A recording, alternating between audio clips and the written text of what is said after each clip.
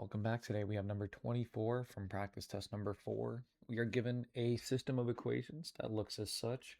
The graphs of the equations in the given system intersect at exactly one point, and it asks us to find the value of x. So the first thing we're going to go ahead and do, both of these in the system of equations are equal to the same one.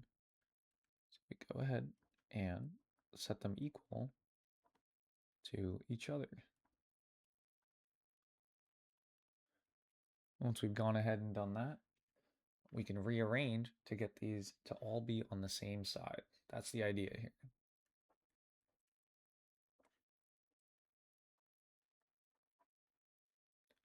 We bring over the 3x by subtracting 3x from both sides. And then we also bring over the 64 from before, and we subtract a. And we can set this equal to 0.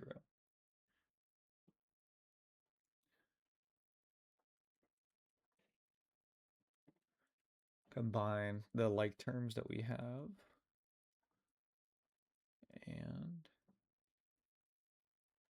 we are left with something that looks like it's in quadratic form. So now that we have something that's in quadratic form, we're going to go ahead and employ the quadratic equation. Before we do, we're going to go ahead and quickly review a topic known as the discriminant. The discriminant is b squared minus 4ac because it comes right after the plus minus, which is how we get two solutions. So because of that, the b squared minus 4ac is a very indicative part of the quadratic equation. So if we look up here, if the discriminant is positive, there are two solutions. Think about it. For example, if the discriminant is a number like 16, right? You can do plus 16, you can do minus 16, right? So then you would have two different solutions. If the discriminant was equal to 0, this would just be negative b plus or minus square root 0.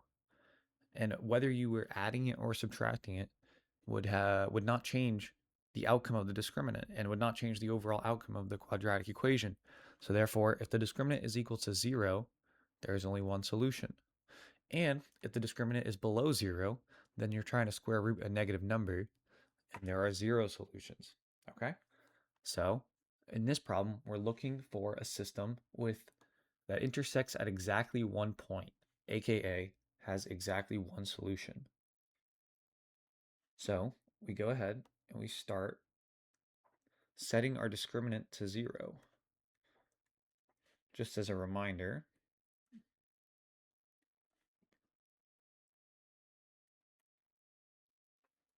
this is actually the whole C term right here.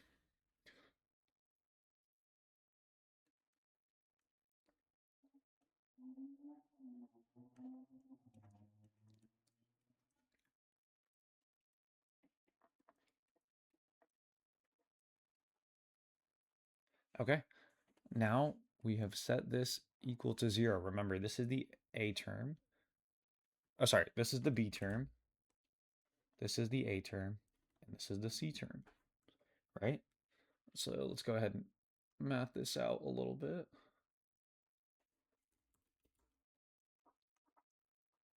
$576 would be, it's negative 24, but we treat it as 24 because it's getting squared.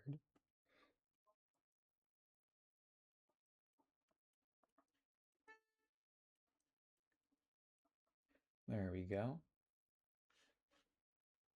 Go ahead and simplify it down even more. 576 minus 512 plus 8a, because remember, this is a negative and this is a negative.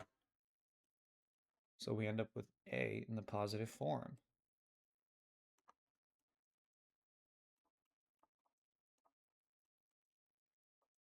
Okay, we have 64 plus 8a equals 0, which means we have 8a is equal to negative 64, and a is equal to negative 8. There you go. Option A.